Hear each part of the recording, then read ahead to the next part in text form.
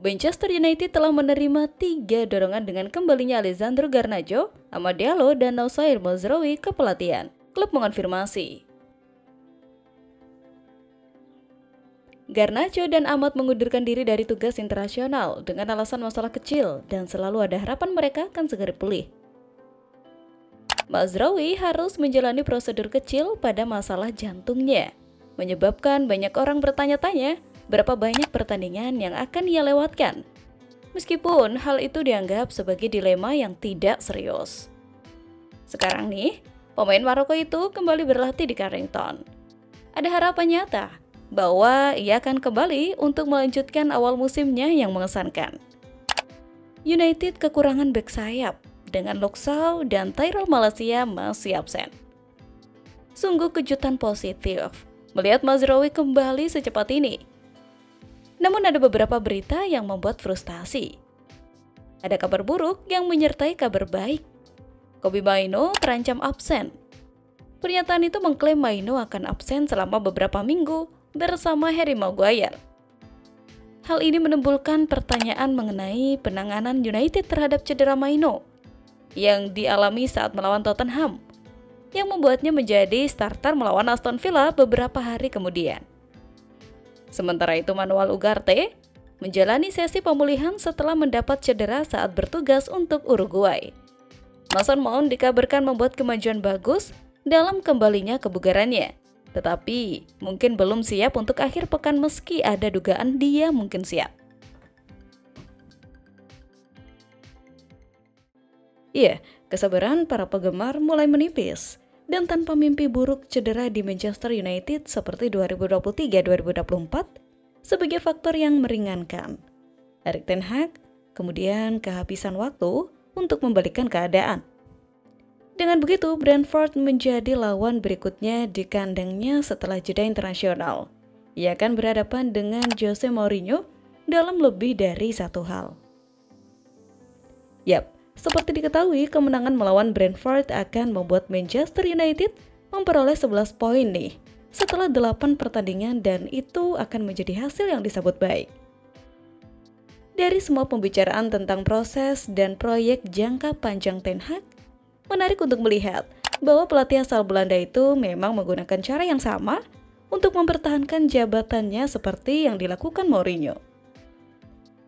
Iya, pemain asal Portugal itu memenangkan 2 trofi pada musim debutnya. Ia berpendapat 3 termasuk Community Shield, dan Ten Hag telah memenangkan 2 trofi dalam 2 musim. Tapi nih, jika kita mundur selangkah, jelas terlihat bahwa Mourinho tidak pernah bisa membangun di atas fondasi itu. Dan ia juga dikecewakan oleh dewan direksi, meskipun Ten Hag bagaimanapun tidak setuju dengan Jose. Tidak seperti Ten Hag, ia memilih untuk merangkul kekacauan dan meninggalkan United dalam keadaan bumi hangus yang serpihannya diambil alih oleh Solskjaer. Iya, Ten Hag telah berbicara tentang masa depannya di Manchester United dan telah mengambil pandangan yang lebih jangka panjang. Diketahui nih, ia mendesak kesabaran saat tim muda membangun diri untuk bersaing tetapi gagal memberikan tanda-tanda bahwa sesuatu benar-benar sedang dibangun. Di bawah Mourinho, United akhirnya jatuh dan hancur. Tetapi gaya permainannya jelas, meskipun memecah belah dan klub tahu apa yang mereka dapatkan darinya. Beda lagi di bawah asuhan Ten Hag, United masih belum memiliki filosofi yang jelas dan orang yang mereka pikir akan mereka rekrut yang melakukan keajaiban di Ajax dengan gaya sepak bola yang menggembirakan telah menghilang.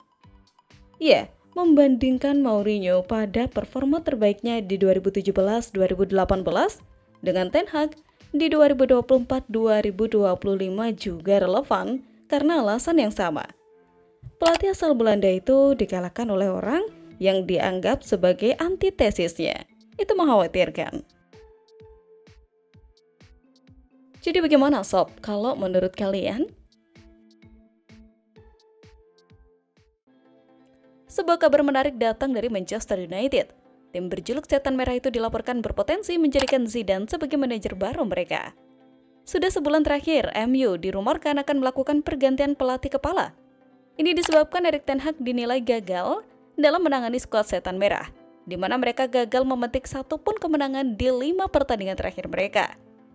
Alhasil saat ini mulai bermunculan kandidat-kandidat pelatih baru Manchester United. Salah satu rumor yang beredar adalah MU ingin menggunakan jasa Zidane sebagai manajer mereka. RMC Sport melaporkan bahwa ada kans bahwa harapan MU itu bisa jadi kenyataan. Zidane dikabarkan mulai membuka hati untuk kembali melatih klub. Menurut laporan tersebut, Zidane saat ini membuka diri untuk melatih klub top Eropa. Ia masih mendambakan pekerjaan sebagai manajer timnas Prancis. Namun, sembari menunggu Deskam lengser, ia memutuskan untuk kembali melatih lagi. Jika MU bisa memberikan penawaran dan proyek menarik, Zidane dikabarkan akan mempertimbangkan serius untuk menangani setan merah. Zidane sendiri bukan satu-satunya kandidat manajer baru MU. Thomas Tuchel, Ruud van Nistelrooy, dan Thomas Frank juga dilaporkan kini jadi kandidat manajer baru setan merah. Sementara itu, beredar rumor bahwa deadline Ten Hag di MU sudah mulai tersebar. Mantan kepala pemandu bakat MU Mick Brown, yang masih punya koneksi kuat di klub, mendengar kabar mereka akan menunggu sampai mendekati Januari. Hasil-hasil menuju periode ini akan jadi penentuan nasib Ten Hag.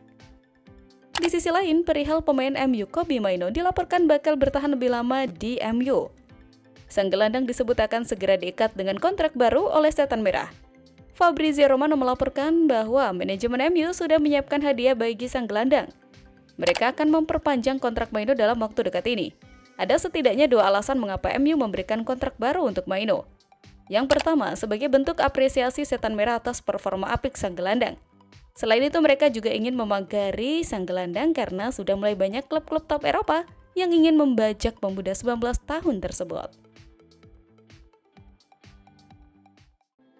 Sebelum pramusim dimulai, Rasmus Højlund mengungkapkan betapa bersemangatnya dia untuk bermain untuk Manchester United pada musim 2024-2025.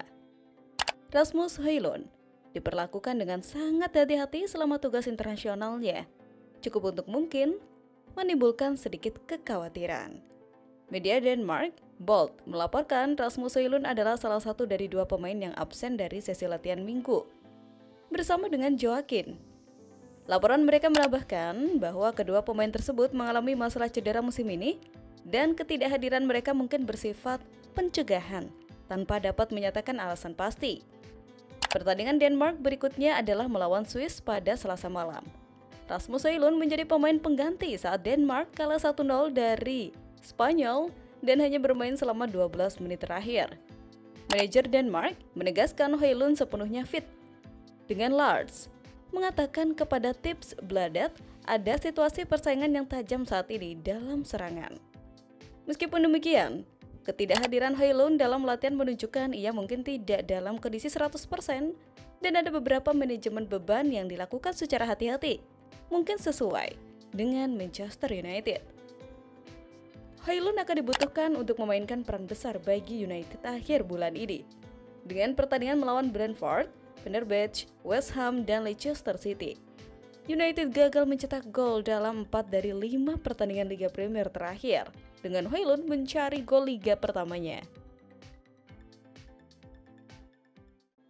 CEO owner Manchester United, Sir Jim, dilaporkan sudah mulai menyiapkan nama pengganti Erik ten Hag. Nasib Ten Hag saat ini memang lagi berada di ujung tanduk. 5 laga tanpa kemenangan yang diraih MU membuat sang pelatih rawan untuk dipecat. Manchester Evening News melaporkan bahwa Sir Jim sudah mengantongi manajer yang ia inginkan untuk menggantikan Ten Hag. Ia dikabarkan menginginkan Thomas Tuchel untuk menjadi manajer baru setan merah. Menurut laporan tersebut, Sir Jim sebenarnya sudah ingin merekrut Tuchel di musim panas kemarin. Di musim panas kemarin, MU memang santer dikabarkan akan melakukan pergantian pelatih. Tuchel pada saat itu menjadi kandidat terkuat pengganti Ten Hag. Menurut kabar yang beredar di Inggris, Tuchel sendiri antusias untuk bergabung dengan Manchester United. Sementara itu, di sisi lain, bersama dengan awal musim terburuk MU dalam sejarah klub, hal ini membuat banyak orang bertanya-tanya di mana kepemimpinan dalam skuad. Erik ten Hag sekarang melihat keputusannya yang menjadikan Fernandes sebagai kapten. Bruno juga dikabarkan. Jika dijabarkan secara keseluruhan, performa Fernandes tampak agak menurun sejak ia mengambil tanggung jawab tambahan sebagai kapten klub sebesar ini. Mencetak lebih sedikit gol dalam jumlah penampilan yang hampir sama dan juga kurang dalam hal assist. Pemilik email Sir Jim bersikeras bahwa pemain Inggris yaitu Maguire dapat membantu menyatukan skuad. Sejauh ini ia telah tampil 12 kali di semua kompetisi, meskipun ia baru menjadi starter dalam 6 pertandingan.